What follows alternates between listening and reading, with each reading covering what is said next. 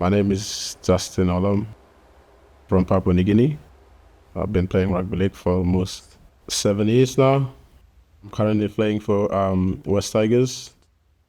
I played in the centers and I played a bit of wing, but I'm not really good at it, so I decided to stick to the center. Accelerates, ball back on the inside. Pappenhausen to Olam. Wow! Pappenhausen fires a pass.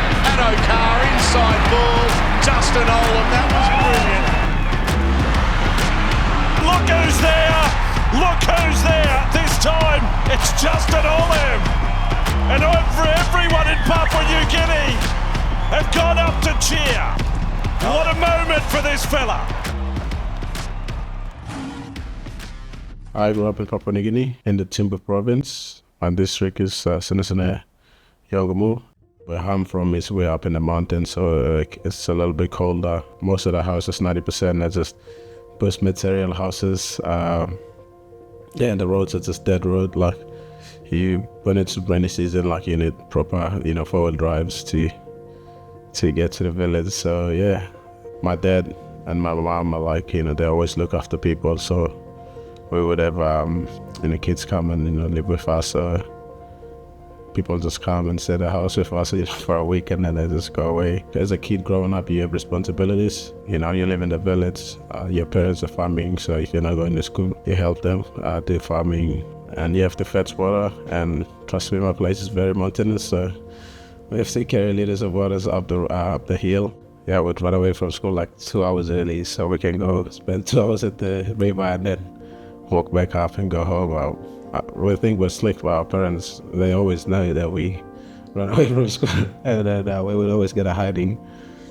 If one guy got a phone, it's all full with games and we have to pass it around in the group to play, and everyone's got to have a 10, I think. And I think if you've got a phone or even a ball, like a proper ball, I think you're the boss. Everyone try to impress you, so that you can play.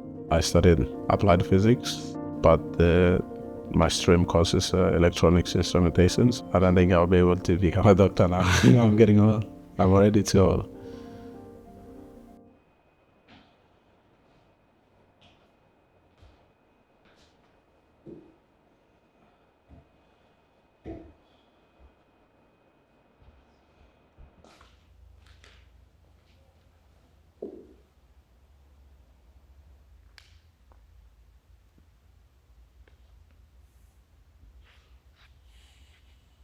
Hi, I'm John Bateman.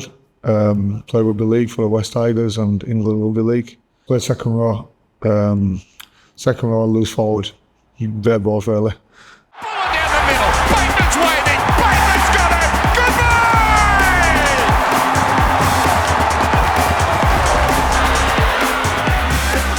And now Bateman's going to go himself. Oh, he got through. How? How did he get through? Oh, Bateman! Back to Bateman. He'll score!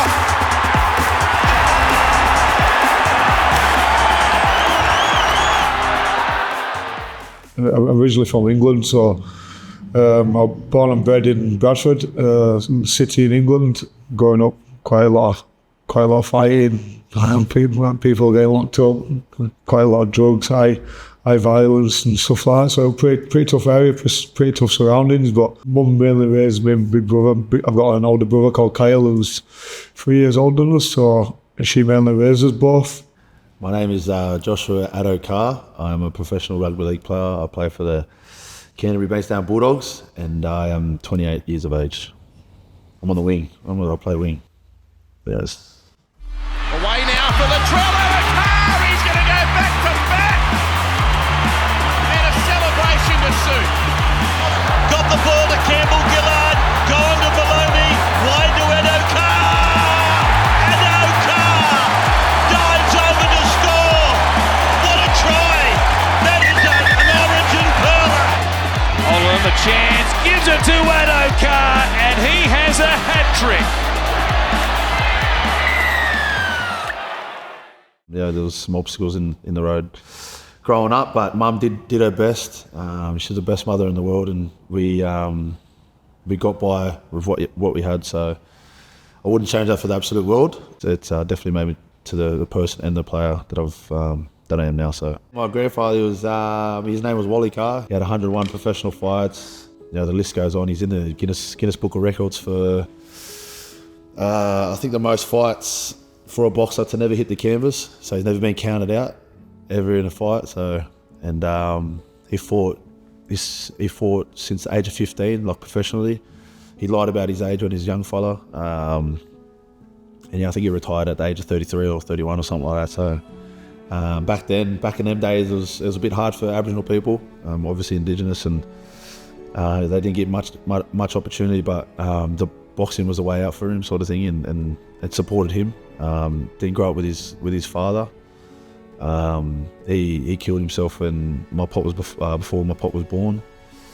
So his father figure was out of his life before he was even born. So yeah, he was. There's not a bad word to say about him.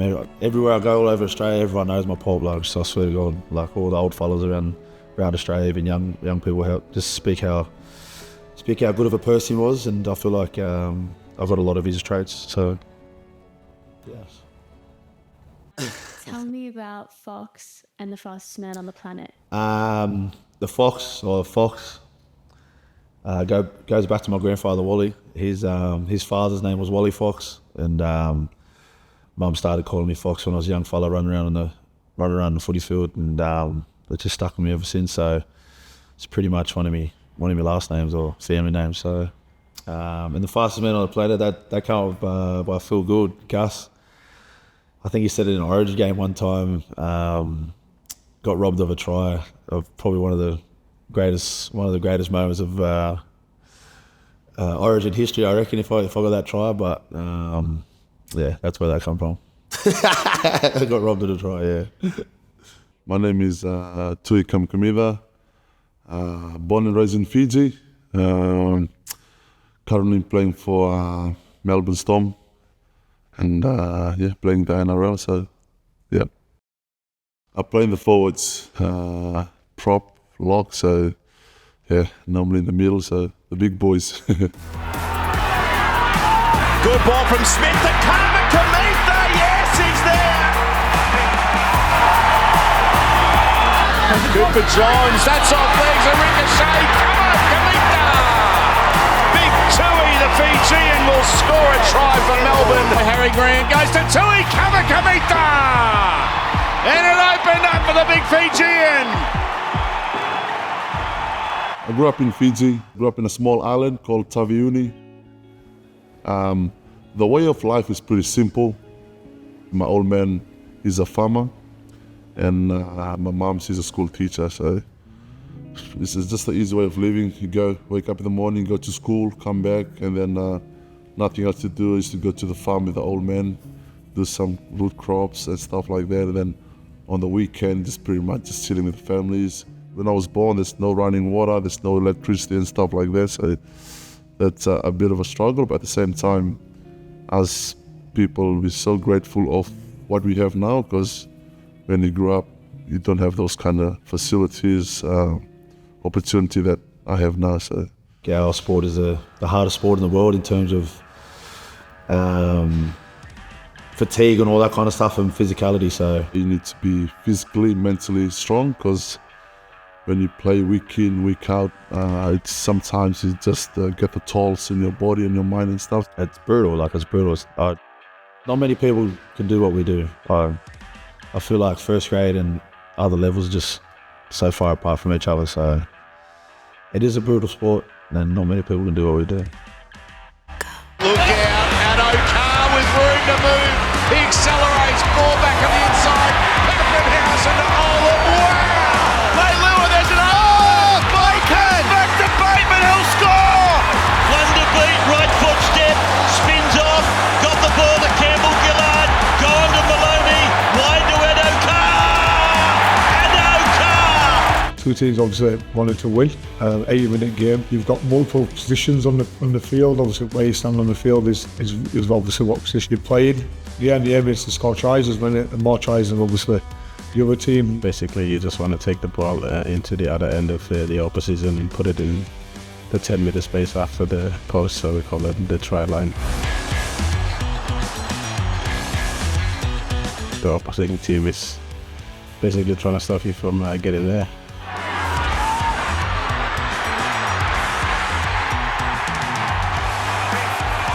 The aim of a game is to control field possession, control the ball, score more tries than the other team really.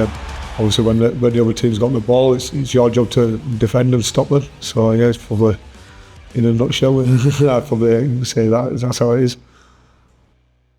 So there's footy in the village, but there is no proper league or like a competition where, you know, people can play. And saying that, like growing up, my parents are so strict, especially my mom. Like she wanted us to, and I go to school, and then she couldn't afford to ever getting injured and stuff like that, because it's a brutal game in the village. People, if you go and watch the games there, it is so rough. Yeah, I played soccer until I went to uni, and I think first year that's when I started playing rugby league. I started playing football when I was 3, so my dad played it, my older cousins. Back in the day, you'd always see a footy in my hand, and I'm 29 in the next couple of days, so I've been playing them since then. So I remember because obviously my mom, she's a school teacher. Every time she come home, she was like, make sure you focus on your studies because it's going to take you far. And then obviously like your mom always give you advice for you to follow. And then at the same time, I used to go watch my old man play on the weekend. Used to be his water boy. My old man is a rugby union, like he played rugby. And then I was growing up, look at my old man, and then at the back of my mind, I was trying to do that as well when I was growing up. And then, once I turned 6, 7, I used to go and train with my old man, and then that's how it all started. And then at the same time, I feel like this is an opportunity for me to support my family in a way. So, yeah, I fell in love with rugby at a young age.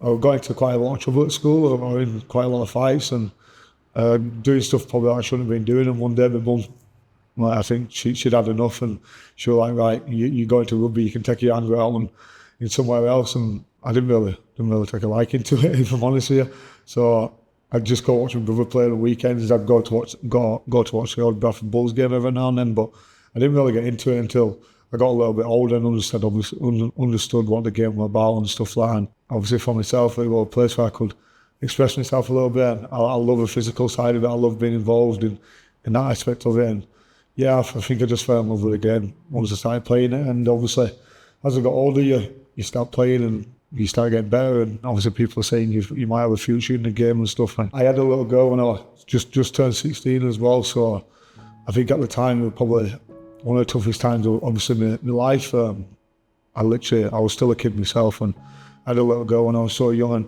I was about to sign my first professional contract. And my little girl, she was being born literally, like I'd just turned 16, 1st September, she was born 9th of October, so I was like more or less 15 all the way through it, so it was a pretty tough time. And obviously being a Bradford fan, representing Bradford was one thing I always wanted to do, and my brother was a massive fan, my grandmother was massive, they still are now. And being able to obviously sign for them, but knowing that I could one day hopefully represent them and run out on the field and see all my family and friends there, what a big thing that I wanted to do. And yeah, I got that opportunity. I think I'm signed full time, and I got the opportunity about 6 months later. So I got an opportunity to play for Bradford, represent my home city, and yeah, just enjoy it. And I was still a young kid at the time, and yeah, it was just, it seems like a long time ago now, if I'm totally honest with you, but yeah, probably one of the best feelings I've ever had, being able to represent my family, my home city, and seeing all my friends and family in the crowd when I remember the debut. So yeah, it was good.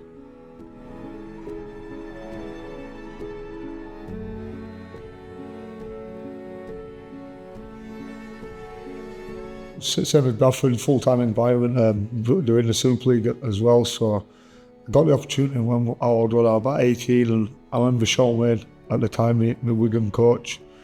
He rang me. I was absolutely shitting myself. They'd just won the Super League, just won the Challenge Cup, so they won pretty much everything. And I didn't. Just being a young kid from Bradford, I didn't know why they wanted to sign me when they've just won everything. I didn't really get it. I was just like, what do they see in me to improve them. Obviously, they're the best team in the league, the country at the moment. Why do they want me from Bradford? And yeah, he just came and sat down and explained what he seen in me and what I thought I could be and how I thought I could help the team. And yeah, just went from there really. Ended up having 5 years at Wigan, won pretty much everything trophy-wise, which was always a dream for myself. Obviously, you knock the things off that you want to do. One will obviously make my professional debut, then the next thing comes with winning. I'm a very passionate person on the field. I put my heart and soul into everything. I feel like that is what I build the game on. I work hard. I'd probably say I'm not the most talented, but I work hard as I can. You know what I mean? I really want to get the best out of everything, every opportunity I can do, and to going obviously off the field as well. That's my philosophy. Obviously, I work hard in training and stuff like that. I want to get results, and the next step up in a professional environment and what you have to do to be one of the best. And going to Wigan gave me the grounding and the surroundings that I needed, and yeah, it just kicked on from there really. The junior system coming to first grade, it all happened so quick for me. But debuting for the Tigers, that was special because I was a Tiger supporter back in the day as well. So, and I remember when I was a young fellow, my birthday wish when I blew out the candles was I wanted to play for the West Tigers. And it's funny how the universe works and the world works. Just brought me to the Tigers. The only opportunity I got was to go to the Tigers. I was at the Sharks, and the Sharks didn't want to re-sign me. Played under 20s, and I went to the Tigers because they were the only team that wanted to give me an opportunity to play a bit of first grade and give it a red hot crack. And I only signed a 1 year contract there, so it was my first NRL pre-season as well. So I knew I was always fit, and I always knew I worked hard back then. So I knew that would come easy for me. But just understanding the details of first grade, that was probably the hardest thing. Yeah, you can't beat your debut, like playing at Leichhardt Oval on a Sunday afternoon. Oh, Tedesco got a ball to another rookie, and this fellow's gone in, Addo-Carr. Back to the Bateman, and family were there. Scored my first try there, and I just remember running out, and just like the happiest day of my life. Like you can't explain it. Like just running out, just like all the stuff that I've been through when I was a young fella, and what my family's been through. Just running out, just making them proud, putting a smile on their face. That's how I remember it, anyways. Yeah, so I remember it like yesterday. So quite a lot of people look at the NRL Superior and probably don't look at the Super League people. Like if you've played in the Super League, they don't really give you that much respect. So for me, playing at Wigan, I always felt like the next step for myself in my professional career was coming over to Australia, taking an opportunity to come over. And Canberra Raiders at the time, I knew quite a lot of lads there. Elliot Wyatt, Josh Addo-Carr there, and I was pretty close to him through international. And Ricky Stewart at the time, the coach, he reached out to me and just said, "Oh, there's an opportunity here for you. We really want you to come, and it's totally up to you." And yeah, I'd probably say it's the hardest decision I've ever had to make in my life, to be fair. Obviously, because I went with my daughter's, mum at the time, so I knew I was going to have to leave her, which still this day, like it's the hardest thing ever, having to say goodbye. But I knew my career wasn't going to last forever, and if I didn't take this opportunity, I didn't know when it was going to come again. So yeah, I decided to sign for the Canberra Raiders and had my first season in 2019 it was. Bateman gets it. Bateman's over to score. Bateman finishes up with the ball and puts it over the line. Yeah, Canberra, I didn't know what to expect, if I'm totally honest with you. I expected to land in somewhere with beaches and and nice weather, and I landed in Canberra. Don't get me wrong, it's real nice weather in the summer, but it gets cold in the winter, that's for sure. And yeah, going to Canberra, and like I said, I knew quite a few people there at the time, and I suppose that helped me transition massively. Obviously transitioned into being over here, and yeah, I think the squad and team that we had at Canberra for the 2 years that I was there were probably one of the best squads I've been a part of. Going to my debut, managed to get the win. There's a look at all the Raiders on debut today. The two Englishmen, Bateman and Sutton, Simonson on the right wing, and Horsburgh will be coming off the bench to add some punch in the middle. I think the 2019 season, probably for myself personally as well, the best season I've ever had in rugby league, and went on to get the Dalian back early year. Yeah, I just enjoyed my rugby. To be fair, I enjoyed playing. I had good people around me, surrounding me. I had good players around me, and yeah, I just enjoyed it that much. And yeah, when we got to the grand final that year, unfortunately, we lost to Sydney Roosters. Ladies and gentlemen, well done to the Canberra Raiders, reaching their first grand final in 25 years here tonight. Runners up, but showing the form that'll lead them strongly into the future. Which hurt, it was disappointing, but probably being in England, you don't think of being in them games because it's so far away, and my main focus for playing in England. And when you do it in England and when you win stuff, you're like, right, what's next? And the thing, obviously, my main goal was come over to Australia and play well. As you go on, you think, oh, how good would it be to do this? And I think just throughout that year, we got more confident. We understood how good we actually were. And we obviously, like I said, managed to get to the grand final. And yeah, looking back on it now, I just think it wasn't our day. Like, we had the opportunities, we didn't take them. Sydney Roosters had their opportunities, they took them. But to come out, to run out before the game and see the Canberra fans doing the Viking clap.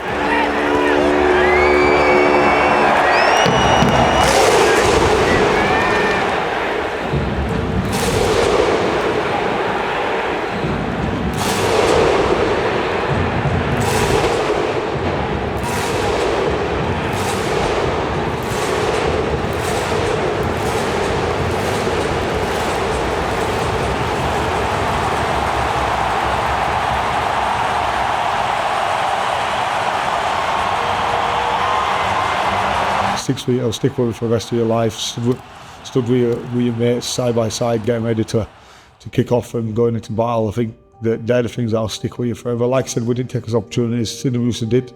I think on a day, the better team won, but a few calls didn't go his way, a few things happened in the game that I suppose as well have been spoken about for a long time, and the back to six, when he waved his hand back to 6 again and stuff like that. But I'm not a person that goes over and, because you can't do all about the past. The past is the past for a reason, and the only thing that you can control is the future. And, yeah, disappointing. Happy that we got there, but not happy that we didn't obviously manage to win. Well, such a great honour for myself, and yeah, something that I'm really proud of. Coming from Bradford, coming from a little place in England, Bradford, and not many people get out of Bradford to go on to do good stuff, and when you do, something like you have to be proud of. I went to a boys' boarding school in Fiji called Queen Victoria School. I was playing rugby union. I never played rugby league. Now I was playing a competition in Fiji, rugby union comp. In secondary school, I was 17 at the time. And then we were playing in the finals, and then we were playing the other team, and then obviously we beat them. I didn't even know the Scouts was there. It was a bit of a surprise.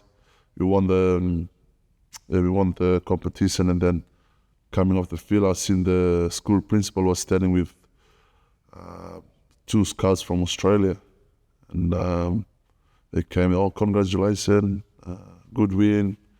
And they were like, one of them just say, Bulla, how are you? I said, hey, I'm good, how are you? Good. Oh, you play well today? You know, as a 17 years old, very shy. At the time, I don't know much of English, to speak English and stuff like this. So I don't know what to say. And then they're like, oh, have you played rugby league before? I was like, nah.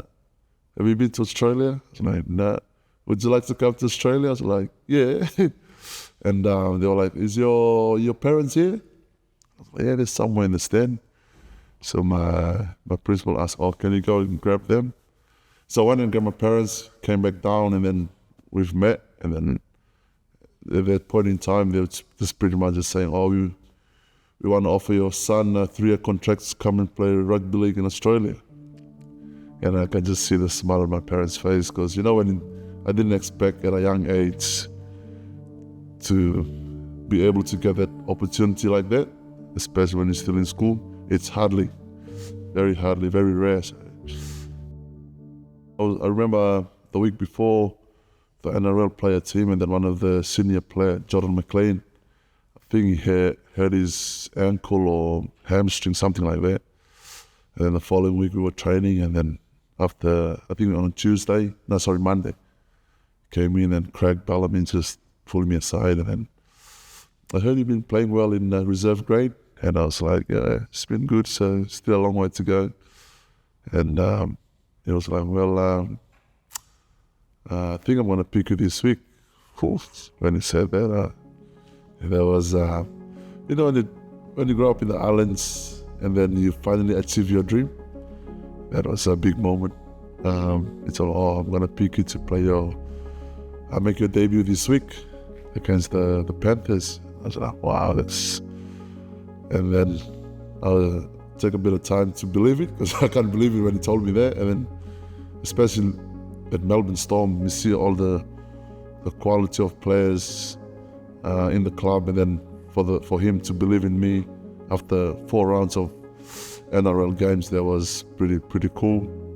And then I rang my family after that, and then they were just over the moon, and pretty happy with myself achieving my childhood dream to play in the NRL. And then the club just flew them over, and there was such a happy, emotional feeling for me and my family. Got the opportunity to go and train with Hunters. I don't know if you've heard of them, but they're the team from PNG that plays in the Interest Cup up in Queensland. So there is a team, Prime Minister's team. There's an annual thing for PNG where the PNG select a local team. Australia select, team from the NRL, and they play the Prime Minister's 13. So it's an annual team thing. It goes on, and then they fight for domestic violence, drug abuse, and stuff like that. Anyways, I've got the opportunity to play for the national team. So the last 10 years, I was like, that is a big deal, because that's the dream of a Papua New Guinea kid, who loves rugby league. NRL seems like it's far away, it's fairy tale.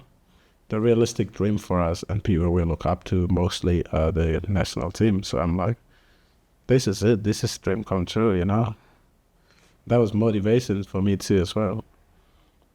Anyways, we played the Prime Minister's 13 as always, we lost, but in saying that, I get to play against NRL players, I think some of the big names that time, so they gave me confidence. But I can actually play with them, kind of thing. The CEO for PNG Rugby League and Hunters back then, so he pulled me in and was like, I've got a news for you. And I'm like, I thought I got in trouble the way he did it. And I'm like, oh my God, I'm going home here. And then, he told me, it's like I still wanted you to go to 6 weeks, pre-season training trial so. And I was like, thank you. But before I left, I told him, please, don't tell anyone, don't let this news get out of this room. You have to tell my coach. That's it. I don't want anyone else to know, because I know the amount of pressure it will put on me and the media of PNG. If they hear something like that, everyone will go bushfire. So I asked him that, I'm like, please don't. I want to have a calm head. And part of the reason is I thought they're going to change their mind. And I don't want to get embarrassed. And I was like,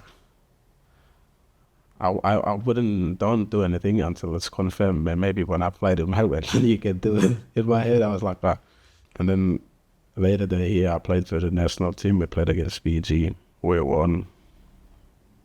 And after that, they changed the contract from trainer trial to 2 years, proper contract. They sent it up. I signed it. I had no idea what I was signing up for. I had no manager or whatever to explain stuff to me, but I was just grateful for the opportunity, and it's my goal to play NRL. But in saying that, I still couldn't believe it that I was given an NRL contract. But in saying that, that's why I kept it so quiet, because I was scared that they're gonna take it back. I was nervous that something will happen, and I don't want that all of that drama and then nothing. I actually never go. So now Smith come back out to Cameron Munster. Olam, a chance, gives it to Addo-Carr. Nice flick pass on debut from Justin Olam. I didn't know I was gonna play, so we did captain's run, and I was ready to go play up in Sunny Coast. Came back and wanted to get changed so I can quickly get changed and go to the airport. And then Coach Craig came in and he's like, Jazzy, I think you're gonna play this weekend. And I was like, yes, I am playing. I'm going. And they're like, oh, you're playing NRL.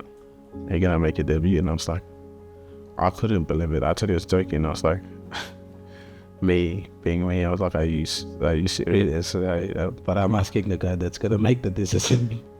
Anyway, it's like, yes, you're gonna debut tomorrow. But I just sat there and shrugged. I could not believe it. It was such a moment where, but it didn't hit me, like I couldn't believe it. But I'm like, I'm actually gonna play, and like it was just started questioning things. Anyways, that time we had all the superstars of Melbourne was still there, Billy Slater and Cooper Cronk and Cameron Smith. They were still there, so the pressure of playing with them is because they have such a high standard and stuff like that. And I'm like, I didn't know why not, do something there. Anyways, the feeling was so. It didn't hit me. I didn't really, suck it all in. I went and played.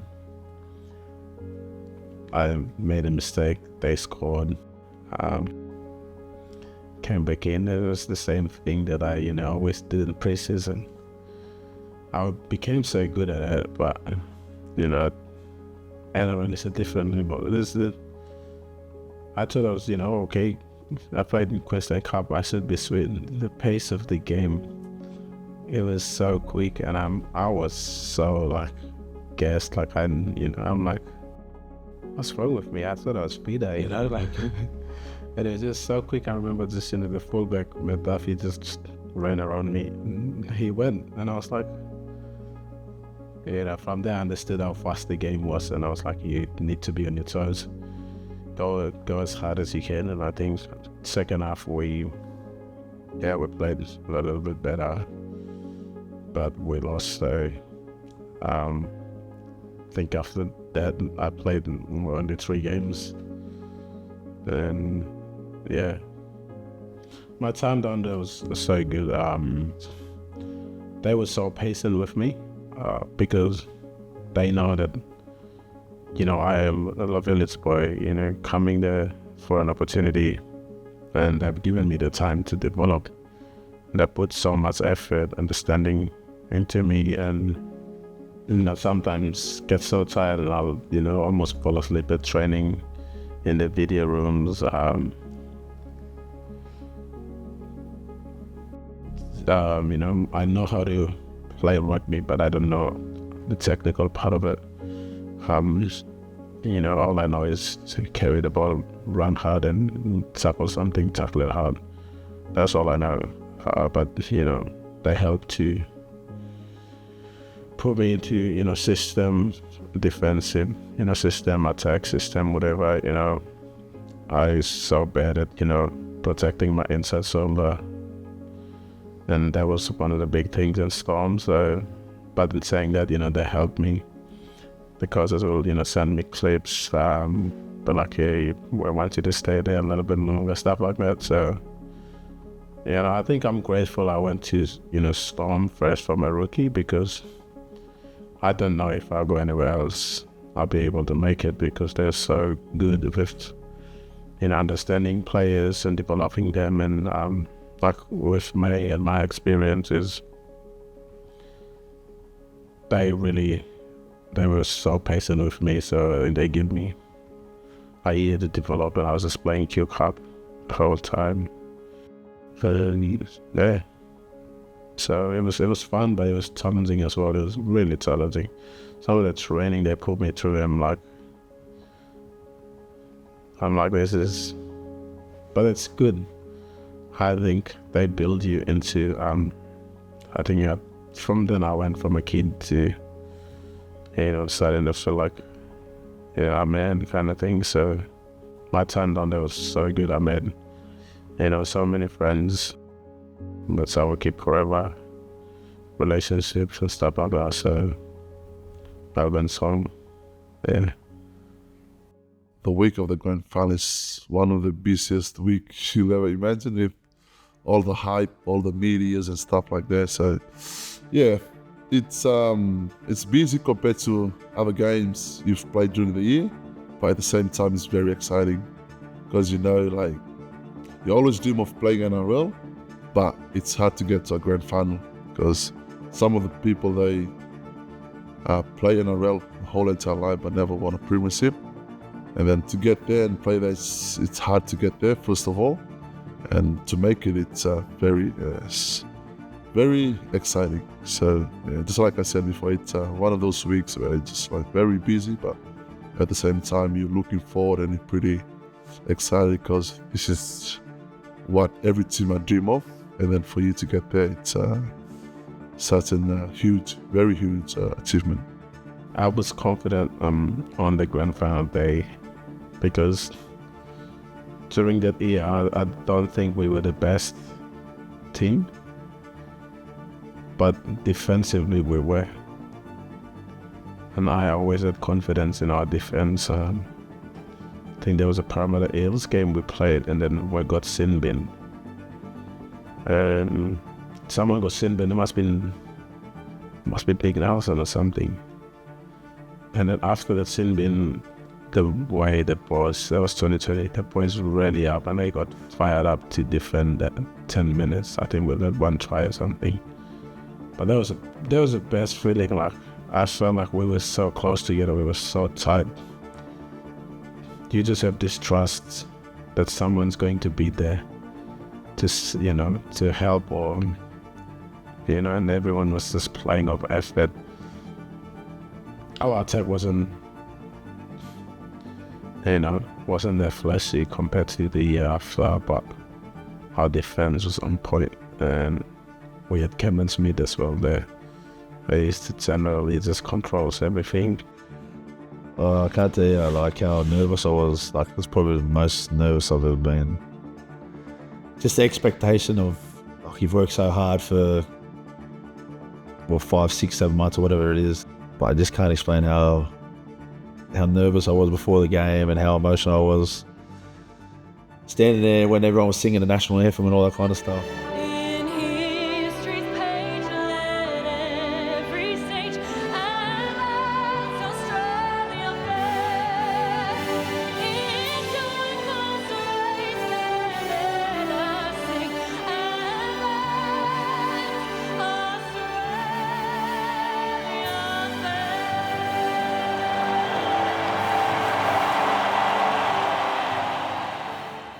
It's pretty special seeing my grandfather, my mum, my dad, my daughter, and my wife too. So just started bawling my eyes out, and that's what it's all about. I know you put all the hard work in, but just to make memories with them and create memories for them as well, that's something I love doing. So, and just the game, I can't explain how. It was brutal. It was a brutal start to the game, and I ended up scoring the first try, which was pretty special. Just running out, and just the build up for the week, you just don't want to do anything wrong, you know what I mean? But that's how you get your confidence. You get your confidence off working hard, training, preparing well during the week and throughout the whole year. If you're not consistent throughout the whole year, then all your bad habits will come out in big moments and big games. So I feel like that's what set me up for that moment. That was the best feeling. As soon as the siren went off, that was crazy. It was the best feeling. As someone that plays rugby league, you want to win the premiership. There's no better feeling than that. I'll never forget that moment. Just running and just seeing open space. He floats it away, and Addo-Carr scores a double. Cronk, Smith, Slater, they combine, and Addo-Carr gets Yeah, I'll never forget. I was special. Bring back some memories, man. Nah, special. So it was good. It was mad. It was everything that I expected and dreamt of. So it all happened so quick for me, which I wouldn't change for absolute. I was mad.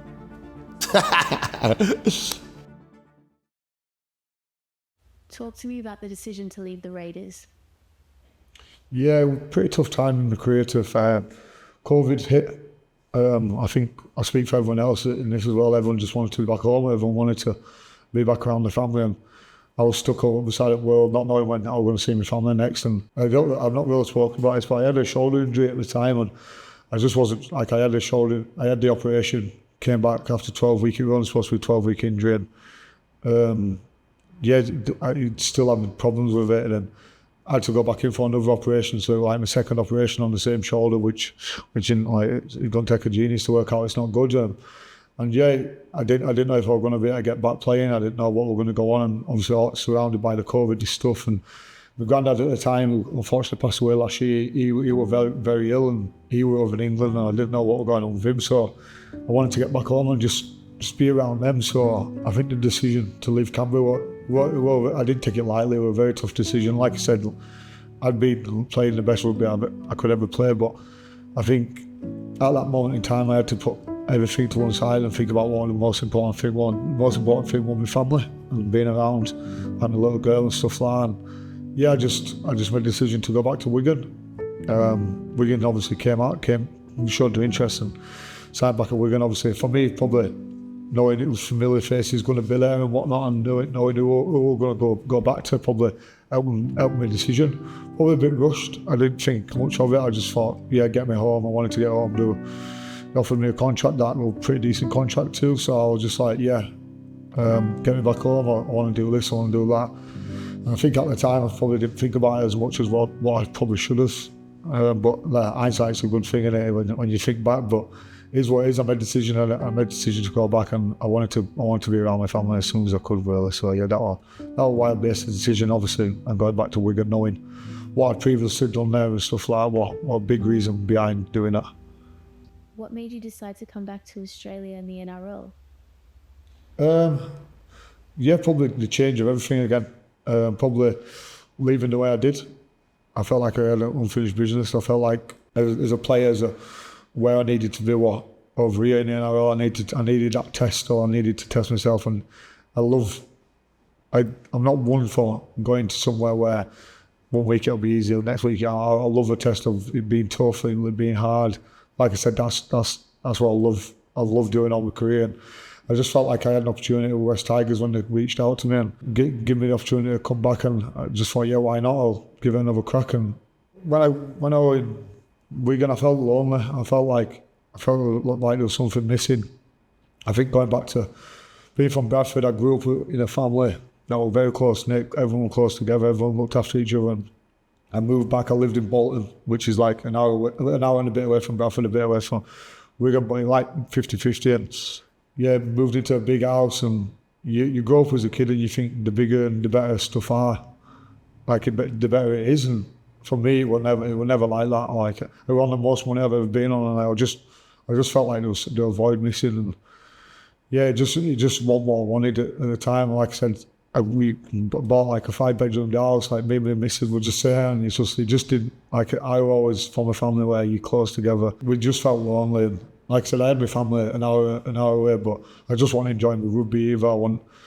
We didn't play the way that I played, and structure and stuff like that. And I just wanted to change. If I'm honest with you, and like I said, West Tigers give me that opportunity. So yeah, I thought why not give it a crack and come back and just take the opportunity, really. You never know what's going to happen in life. I didn't want to be sat there in 20 years' time in a pub telling someone, oh, we had an opportunity to go back and I didn't. Like, I wanted to take that, and listen, I've took it now, I'm over here, I'm doing what I love. And yeah, to me, it's the best job in the world. Like I said, I started off playing as a hobby, and like I do it as a job. Like, I get paid for something on the side of a hobby. So yeah, you can't fault that.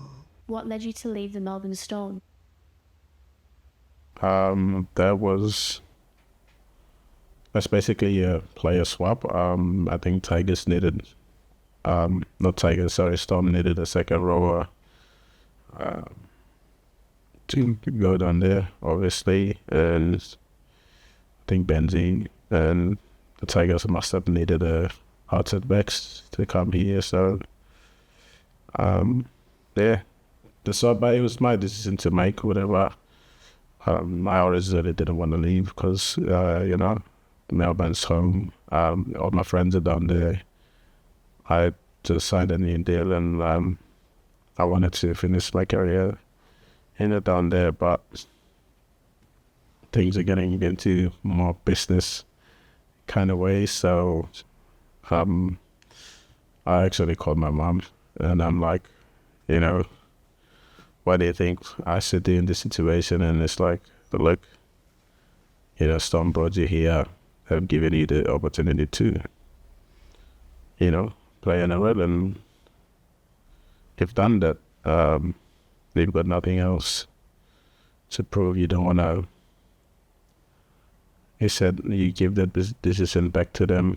So yeah, I told Storm, and I'm like, look, I want to stay. This is what I want to do. But this isn't because it's my decision to make. But I'm like, whatever decision you make, I will go with it because I owe you guys that respect because I'm just a boy from the village, and I wanted to play one game, and they helped me play, 100. Almost 110 games. Cameron Smith with Jesse Bromwich finds Munster, working left, deft kick through, look who's there, this time it's Justin Olam, and everyone in Papua New Guinea have gone up to cheer. What a moment for this fella.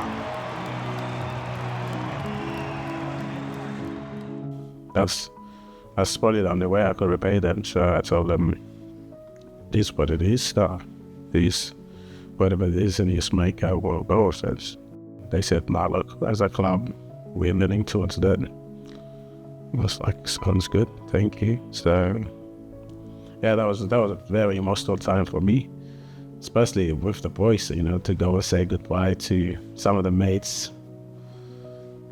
And there's some of the people there that I've known for the last 6 years. 6 years is a long time if you look at it. And yeah, I just said goodbye. I couldn't believe it, but it is what it is. So after that, I moved here. It's kind of a new beginning. It's been good, but I wasn't healthy, so I wasn't able to be at my best. Yeah, it's just hard because I want to contribute to help the boys, and win. Every young Papua New Guinean boy, that grows up and play rugby league. Like I said earlier, sometimes it seems impossible, but the actual dream that you can get to is, playing for Kumas, and the passion and the support that we have for the team is crazy. You want to wear that with that jersey, and playing in a real week in, week out is good, but every time, once a year, when I go back to represent my country, it's the emotions, the responsibility, and that you're representing your people, my tribe and my culture and stuff like that. It's more than just a game, it's not about winning or losing. It's about turning up with the attitude, to attitude that represent, our people, and I always get goosebumps playing for the national team. The national anthem and everything. It's one week in the year when we go into camp I look forward to, and I'm so excited about. And yeah, it's hard to explain because it's got so much pride and passion in it that people have, because I know as a fan, growing up, I watched the national team, and we don't care if they win or lose, the fact that they play. And we get to see them play and compete. That's itself is a pride for us, and because mostly if they play like teams like Australia and New Zealand, they're top tier teams. We don't have a lot of NRL players in our team, but if we score 1 or 2 tries, it's like we've already made it. It's like we win. So I know as a fan as well, and as a player, playing as well in our Mighty City. So I love it as my dream growing up, because NRL is just a fairy tale that comes true. But playing for the national team is something that you can see right there, and you can get there. But I think now that I'm playing in the world, and some of the new young PNG boys are playing as well. Hopefully, the young generation see it as it's not hard to play in a round, to make it there, they can do it as well. For my family, my dad, my uncles, they all play local competition in Fiji, but none of them ever made international. And I was the first one in the family to play for Fiji. Another huge achievement for myself to represent my beloved country and go out there and represent my family and friends back home. That was pretty cool. And obviously play against PNG. They love rugby league. I always call them the human brick. They're very strong. So and that was cool. We played in Parramatta 2016. Yeah. Away now for the Trell. Addo-Carr, he's going to go back to back. And a celebration to suit. I'm super proud to represent my culture every day. To play in that game is so special. Because we spend about 7-8 days together, and in that 7 or 8 days, you probably learn more. You learn more about your culture in that 7 or 8 days than you ever will in your whole life. Especially for Aboriginal Australians, you don't get taught anything, or especially when I was growing up, you don't get taught anything about your culture growing up. So that camp means the absolute world to be a part of.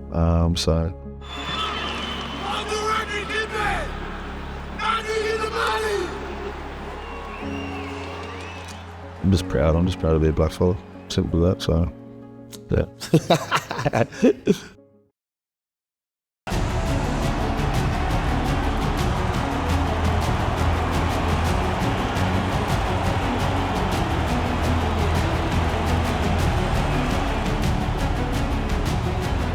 Origin, brutal. Like, it's probably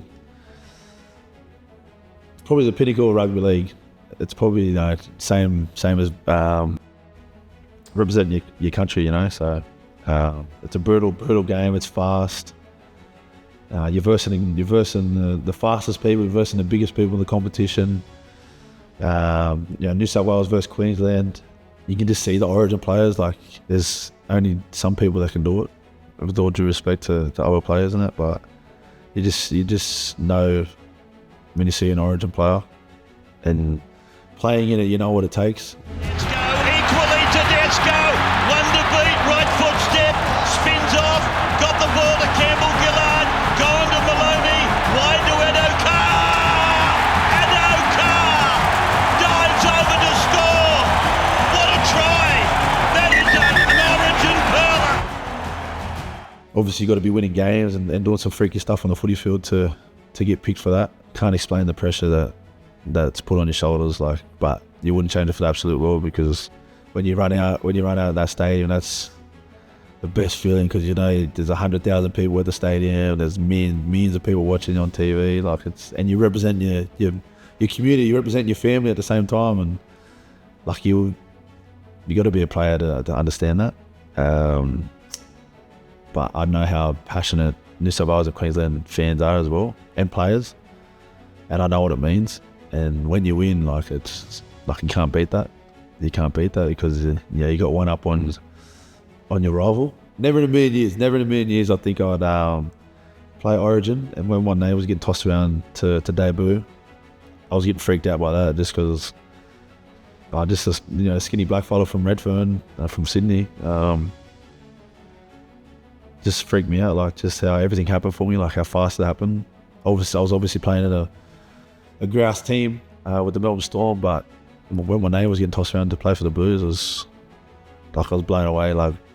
just because my name's getting tossed around, but to actually play.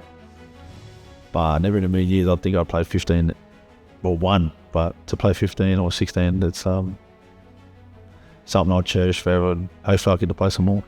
Yeah, Origin's next level. I love putting that Blues jersey on and representing New South Wales, and it's funny too because I'm from Queensland as well. So my dad's side of the family is from Queensland. So, but I was born and bred in New South Wales. So I'm Blues through and through. So yeah.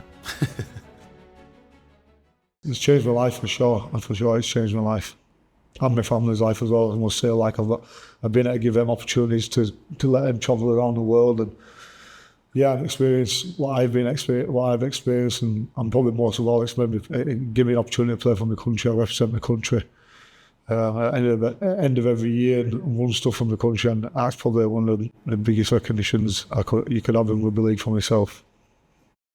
You know, you obviously got the media that have a lot to say about footy players, and they always dig deep into what footy players are doing, like bad wise, you know what I mean? Like they hardly do stories on anything positive that the footy players are doing, so that would take, like, it would mentally drain you, like if you're always getting talked about in the media and that. Do you believe the content they produce about the NRL and the players is always truthful? Nah, definitely not always truthful. Like there's bad news days where they don't get much news at all, and they'll just come up with something stupid. Like that's probably the saddest thing. Like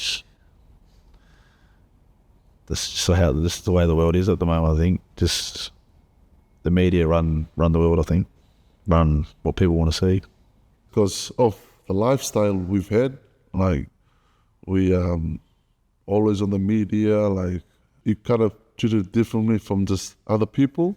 When you name, he's an NRL player, it's just a typical NRL player. So when you hear that, it's kind of like hurts, to be honest, because you know who you are. Like I know who I am, and then for me to be included in that conversation as a bad person, it really hurts because they don't know who I am. I know who I am, and then when they say that, it hurts my family as well. Like because obviously when you play, you carry your surname. They only see players playing on the footy field, but if you actually get to know, like most footy players, they're actually like good people. Like, yeah, that's what I think. Yeah, like someone might say, "Oh, I hate that player," but once I actually get to know him or meet him or something, they're like, he's actually a good fellow. Like, you know what I mean? From the outside, people look at us like we just turn up on a weekend and play 80 minutes, but there's a lot more to it. There's a lot more behind it. I class myself as a mentally strong person, but I've been around people that aren't, and all they do is jump on the phone and just say what they want to do, and there's no ramifications for it, there's no consequences for it, and comments that bother me sometimes, like, you know what I mean, it's one of them, but once you get past that, like, it's a big thing, like, obviously, like, especially for the younger generation. I think you look at the young kids now, they're brought up on this social media, so it's a massive thing. Like, for myself, it doesn't bother me, like, it is what it is. Say what you want. Like I know how good of a player I am. I know what I'm capable of. But for the young kids coming into the league, I think there's a big thing around. You have to be someone. You know what I mean? Like they have to be a certain type of person. You have to be this. You have to be that. Like for me, you just go and enjoy yourself. Like enjoy it. Like it's hard enough. It's hard enough anyway. What we do, it's an hard enough. I'd say it's physically and mentally one of the hardest sports in the world, like without doubt. Like what we have to put our bodies through and stuff like that. Social media's. You don't get me wrong. You can use it for the good, but then like it can also be used for the bad as well, which I think quite more times than not it does get used for that. To me, it's a bigger picture thing. Like we are actually human beings. We're not just a piece of meat. Like I don't get me wrong. Like we go out and play week in, week out, and if you don't play well, you deserve criticism. But some of the stuff that you get, sometimes you've got to be mentally tough to take it. Like in any other job or work of life, you don't get the shit we get sometimes. You know what I mean? Like we just it's part and parcel. Like it's a catch-22. But yeah, it's a big thing if you've got to be mentally strong, and like I said, you've got to surround yourself with people that you can talk to and you can open up to and you be honest with. Because if you don't, I can imagine it being a lonely place. It's business. It generally is a business.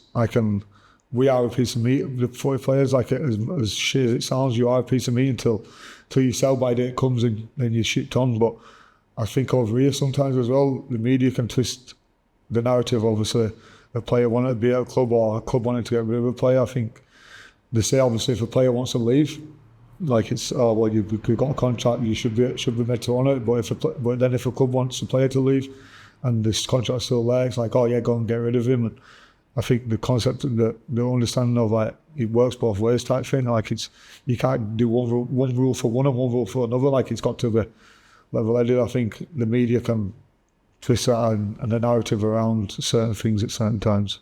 It's more mental, to be honest, because, like, for example, if you want to get strong, you go out there in the gym, you like pump up weights, and then if you want to get fit, you go out there training and stuff. Like, mentally, it's all on you, like how you can manage to stay strong week in, week out for 7 months of footy, especially when you go through injuries. That is, I remember 2020, I really had a bad injury. I hit my back, bulging disc, and I can't walk for two weeks. I was just literally in bed. That was during COVID, so that really tested me, like, mentally. Like, just like I said before, like, you go out there, you can train hard in the gym to get big. If you want to get strong, get fit, go out there running and stuff. But mentally, that's a big one. If you can be strong up here, you'll go a long way. So, yeah, always 2020, that was a big test for myself. I remember when I hurt my back at one stage there, I remember sleeping at night time, only sleep for like 3 hours. That's how much pain I have, like 3 hours of sleep for 2 weeks each night. So, yeah, and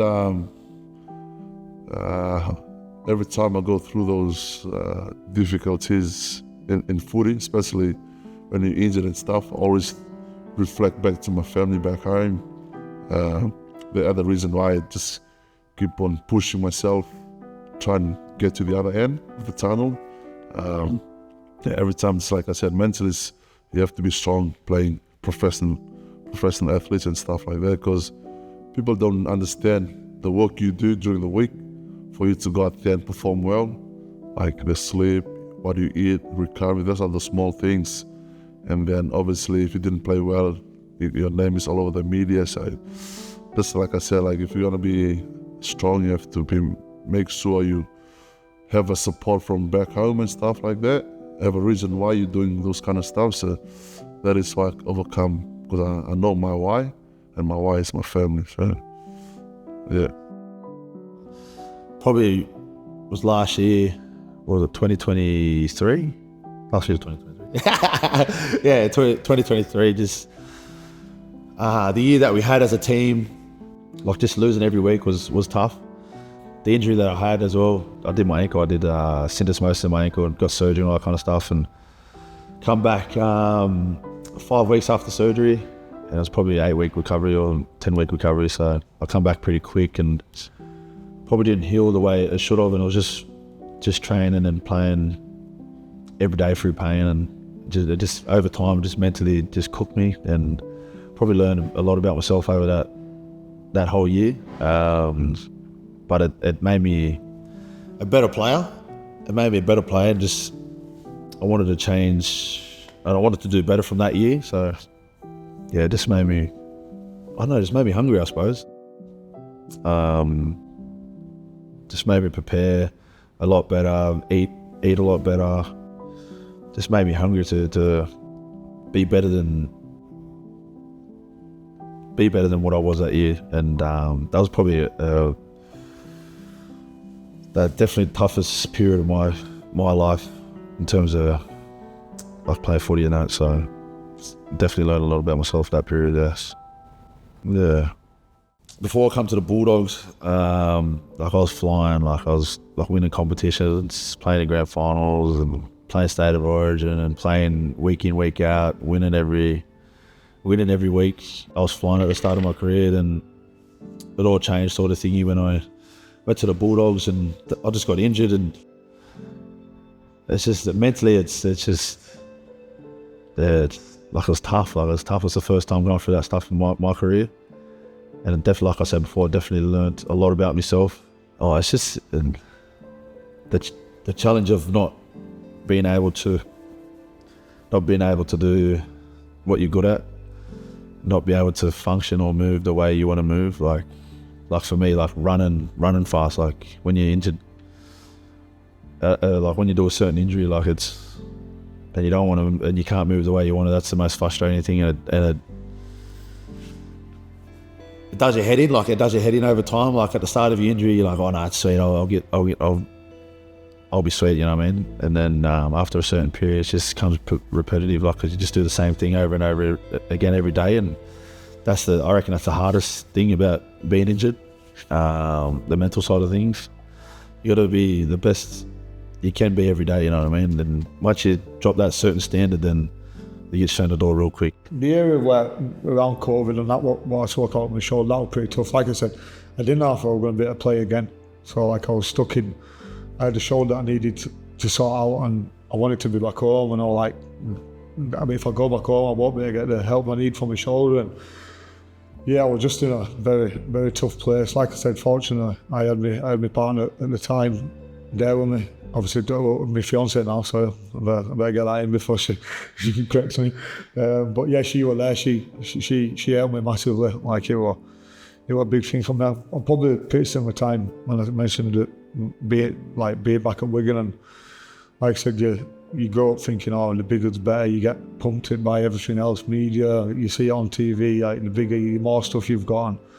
I've never been as long as what I was in my life. Obviously, like started to drink like midweek and stuff, and I was just like, what am I doing? Like I said, fortunate enough, I had my partner there to help me. We had a little boy as well.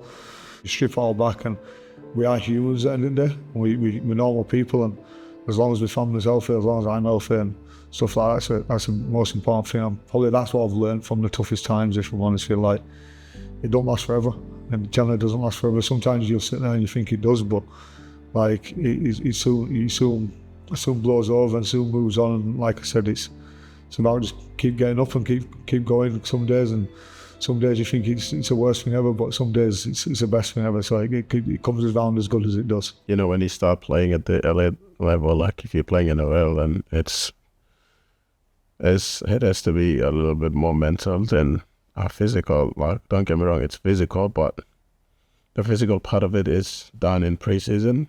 The mental part of the game is, because it's so, fast, the game is too quick, and you have to make decisions in, split seconds. So I think it goes hand in hand with being physical. Like if you're fitter, you make good decisions, but in saying that, no one's gonna be, better stays when it comes to, when the game is going, set for set and stuff like that. So I loved playing the game, and to see the game kind of like it's taken away from me because my body is not allowing me to play and even to compete. Like I love to play hard, and I like to go hard at everything. So when my knees are not allowing me to do that, it's kind of frustrating, and I hope that it's going to get better.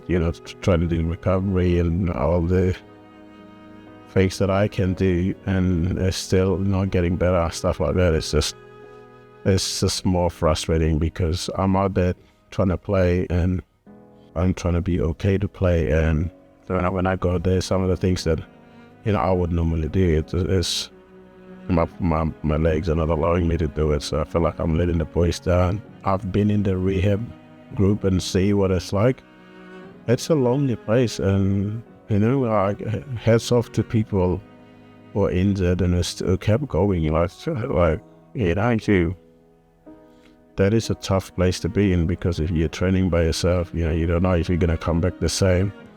You don't know when you're gonna be okay to be running again, or play again, do whatever you're supposed to do again, and you have all these questions. But I've had a little bit of taste of it now for the last 2 years, and it's a challenging place. But I think for me, it's staying positive, control what I can control, and don't rush into, get back out there and play, I guess. Just a fact of obviously being in a good headspace, and like I just referred back to, like when I went back to Wigan, I just felt like my head were all over the place a little bit. I didn't know what I wanted, I didn't know where I wanted to be, I didn't know what was going on. I think you start looking for stuff that's it's like stupid really in a way, but I think at the time you start overthinking stuff, you start thinking, what's this, what's that, and it can easily turn into a downward spiral if you don't act on it, and if you don't help yourself or surround yourself with the people that help you as well. So I think that was a big thing for me. The consequences of playing rugby league is sometimes, you go back out there to the real world. When you retire and you don't know what is going on, sometimes, because if you don't have something to fall back to and like that, and then these first few years you're struggling to find your feet again if you don't have a life experience, because some of the people just, they came out of like 18 or 19, part of an NRL system. Do a lot of youth work stuff because a lot of my family members are involved in the youth, so just go out to community, just show my support and just have fun with the kids and the community, all that kind of stuff. Take photos, take autographs, and just spend time with them, put a smile on their face. That's what I've always done throughout my whole career. But now I've got a few things happening in the background. I've got my own labour hire company, Indigenous company. So just started a clothing brand. Now I've got my own podcast or show or whatever you want to call it. It's a saying that all the kids used to say when we were growing up, and I don't know, just started saying it on Instagram, and then everyone started saying it and decided to come up with a clothing brand. And it's crazy how many people loved it, and it's just catchy. I don't know, it's just catchy. So what's the word? I'm an entrepreneur.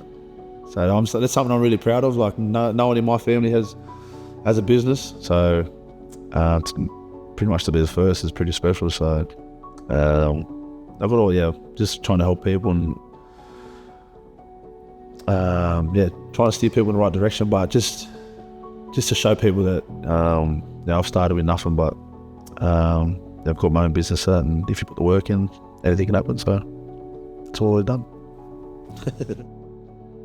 If you're lucky, you play a good 15 plus years, and that's probably the best players that ever played a game to do that. You want to have something outside of footy after you retire, whether it's studying anything through TAFE or uni, or I know the NRL have a lot of things that support players in achieving stuff outside of football. Like I've got my Cert 3 and 4 in the youth work and that, and I dropped out of school year 9. So it's something I'm really proud of, because I did that through playing. And who would have thought, man? Like who would have thought I would have my own businesses. So, and it's mad. It's mad learning, and like I said, it's my family don't have any businesses and that, and to learn is something I love doing. I've got ADHD, so I'm always doing stuff. But I've got to be achieving something, like whether off the field, I've got to be doing something that's going to benefit me and my family. Not just living by or going by or whatever, you know what I mean? So I've got to be achieving something that's going to benefit me in the long run. I feel that's what helps me in my mental state. So whether that's studying or going to learn about business, starting your own business, making a bit of money on the side, doing promos and all that kind of stuff, like whatever benefits me outside of footy, that's what gets me through, I think. Yeah, so I got into houses, and I've got a business partner over in England as well. I'm looking to set up. It's like, so kids that have obviously deprived and been put in foster care in England, we're looking to set up like a house to bring them in and to have staff looking after them, and to try to give them a better opportunity. To, like I said, for me coming from Bradford, I know how hard it can be. I know the challenges of what it brings being from Bradford, and if we can just change one kid's life and give them a better opportunity and just give them a better start to life, I think that's what it's about. So we're in the process of doing that at the moment. So yeah, we've got a meeting with the Bradford Council, and hopefully working alongside them and helping them. And like I said, for myself, I can bring something different to, obviously, I suppose, what someone else can do, because I've got some good contacts within sport. I think that's a massive thing for myself, and just being able to give a child a better opportunity and better and what should I bring up the like start to life is what I'm about. Like, and we're really excited about that, and we're looking forward to doing it. I've always been like that focused on making it a rugby. Like I've always put everything into rugby side. But as I've got older, you realise obviously just doing a little bits and taking yourself out and giving a bit back is a big thing. And yeah, like I said, I've done bits and bats back home, but what I've just talked about, the project for me is what I want to move on to next. I feel like I'm getting towards obviously the end of the career. You don't know what's going to happen, you don't know when it's going to come to an end, but I want to put myself in a position where I can start giving back and helping people. Like I said, like I've had a great career, I've had some great memories, and I still plan on having even more. But I think the transition now of trying to give a little bit back is where I'm at the moment in my life and in my career. So yeah, like I said, it's a really exciting opportunity back home, and like I said, just to be able to get someone from where I'm from the area that I'm from, if we can give them a better opportunity, and just give them things that possibly they might not be, just simple stuff like taking them away on holiday and stuff like that. Like for me as a young kid, I see now I didn't work for my mum. Obviously, me and my brother, never went without. We always had the best stuff, and being a father now, I think how does she do that? We didn't go without not once, and she made sure, which I suppose quite a lot of her life got put on hold and stuff like that, to give me and my brother what we had. And like I said, if I can give a little bit back to child or kid back home, it'd make a big difference for myself and stuff like that. Yeah. So in the village, most of the people don't have a job. The coffee is the only, not the only, but the cash crop that you can make good money off. So growing up, you have to go plant your own coffee trees. So you plant your own coffee trees, and there's farms in the village where you can split into your own little land. So I see that, as someone who's from the village, I know what coffee has done to our people, which is, it gives opportunities to, young kids to go to school, or to travel to, other parts of the country to look for, part-times or to like become a security or anything, stuff like that. But coffee has been the main source of money, which helps provide a good life for people in the village. I want to bring coffee to a bigger scale, so it can help the local people in the village, but not only the local farmers, but because they go and they sell it to other people, and most of the time they just rip them off, and they don't get the money that they're supposed to get, and then they don't get the benefits that other people just grow, which is fair. They've done the exporting and stuff like that. But why I'm passionate about doing coffee is because I want to bring the local people's coffee from the village, make some money off it, and then go back through my foundation and support those local kids.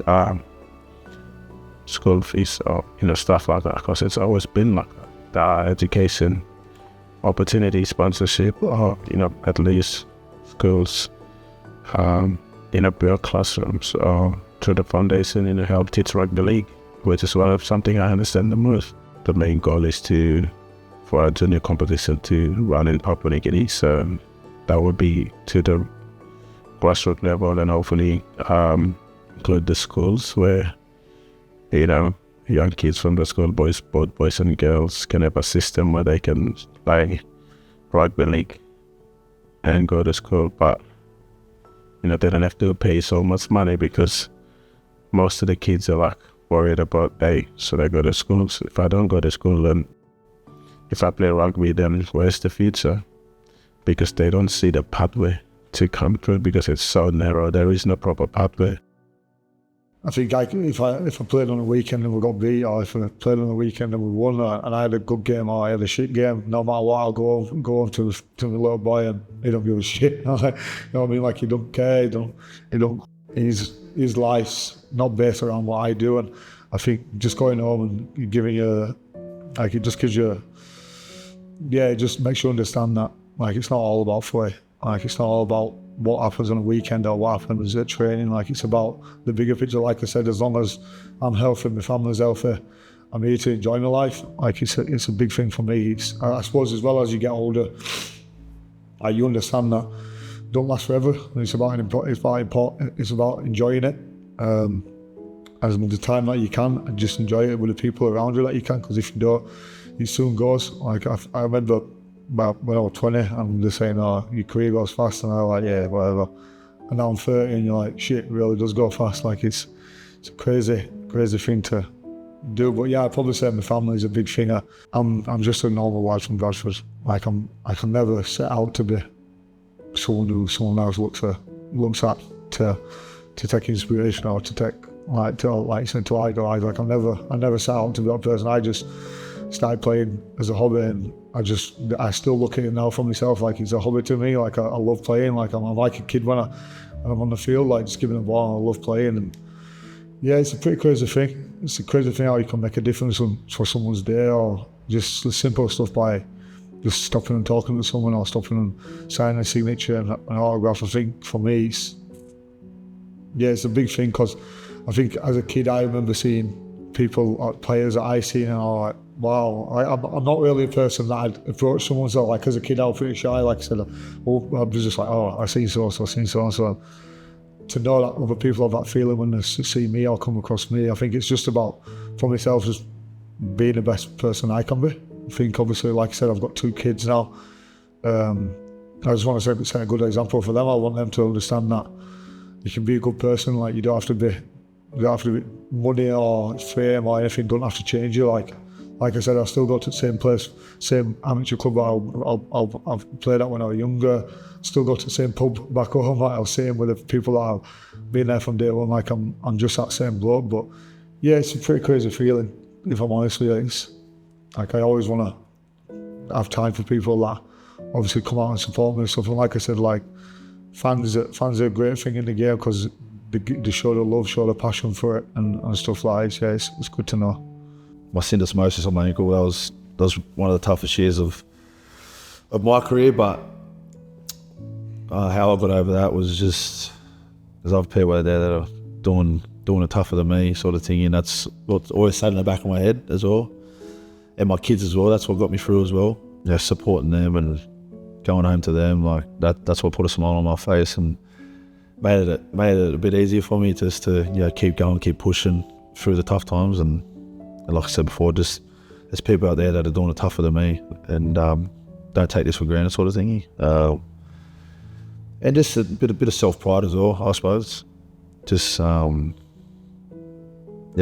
facing that challenge as well. Like it was tough, but I knew there was light at the end of the tunnel, and there's only lessons from it too. So, and that's what I got out of it. Really, it is tough, but there's always light at the end of the tunnel, and that's. Whether it's a short stint or it's a long stint, there's always going to be a light at the end of the tunnel. You just got to keep pushing through, and that was my mentality really. Like it was tough, like days where I cried and all that kind of stuff, and but looking back now, like it was just made me better. Like it just made me more and more. So yeah, You've earned your right to get here, and at the same time, we've seen people really admire what you do. It makes me happy, because at the same time, just like I said, I have to overcome a little bit more for me to get here. It's not just come easy. Like living with family, that's the first big hurdles I need to overcome. And then obviously staying here, meeting new people, like learning new things, and then to keep on pushing myself forward in order for me to be here right now and to get inspired by other people, and it's such a good feeling to be a role model for them as well, teaching them the values and lessons I've learned along the way, and just pass it through if they want to make it. Just like I said before, when I go through those big injury, I was that close to give up. Like when you come through like a serious injury like that, being in bed, like I can't walk for 2 weeks, that was pretty massive. And I always think about the struggle back home. Mom and dad, like they're giving everything for me to get here, and it's my time to give back to them. And then that is why I just said before, that is my why. Every time I know I come through like a tough period in life, mentally, I always reflect back on the struggles that my parents going through back in the islands and still trying to provide for us kids, even though we don't have much in the family, but they still find a way. And who am I to give up? So, nothing comes easy in life unless you work hard for it. If you want something really bad in life, you have to go out there, because it won't be smooth sailing. You have to expect that. But the thing is, the light is always at the end of the tunnel. So work hard, without doubt. Work hard and listen.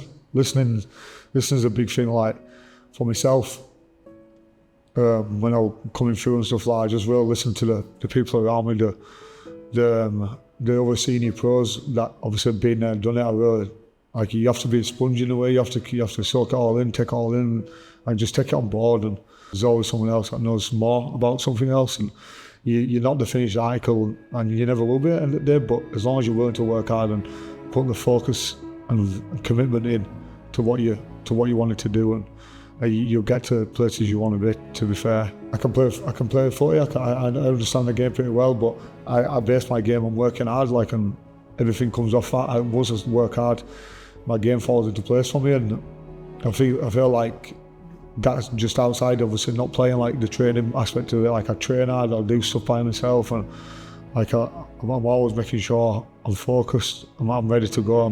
But I always, like, I know I've put in the hard yards and the things I needed to do to get me. I didn't expect to walk into a game and feel like I was going to work straight away, because I know for what work lies. It's about working hard and being dedicated to what you want to do.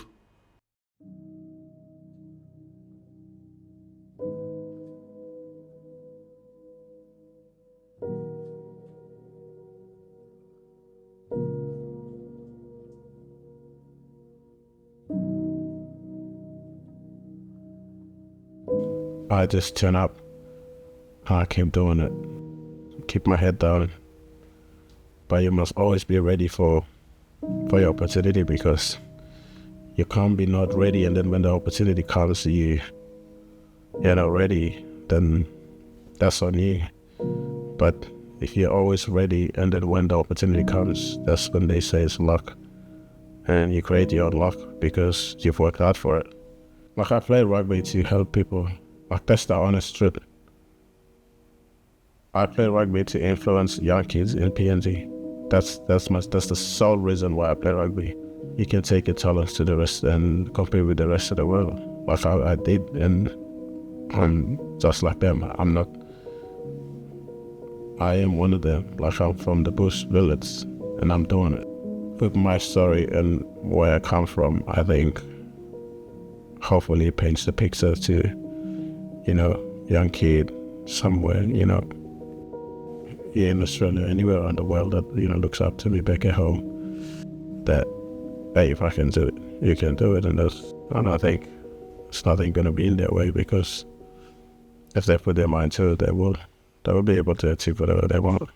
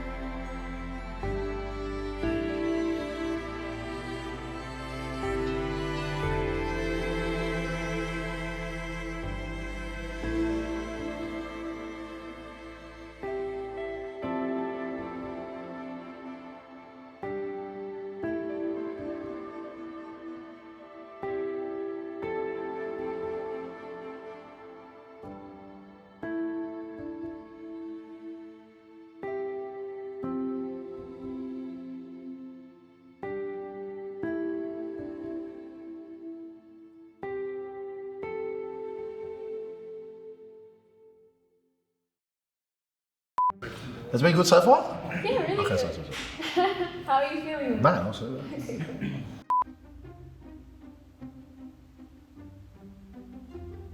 So I got a little bit of a scar from the game. Because it is a what do you call it? It is a, what's it called? Like it is a, fuck, I can't even think of the word. What's the word, like? Competition's like, it is a, fuck, I don't even say the word. It is a, How did the human brick start? Look, I don't know who said it, but it's someone who's strong. They just started it, and I think it must be Tease or something. It must be Brendan. I don't like it, to be honest. I am embarrassed by it. Like, I got the word on my tip, man. It is a result, like it's a result game. Like, what's the other word? Like result based game. Like, you know what I mean? Fuck, I don't even think of the word. You always got to win. Like, you know what I mean? Like, it's the game. Like, that's the pressure of like always performing. You got to perform every day. I don't know why they call it. They just, whenever they call it, it's a full cringe. It's a cringe name. Like, stop. That question came from Josh. He said to ask you about the human brick. He's probably been around that time when to be honest, I gotta find out. I mean,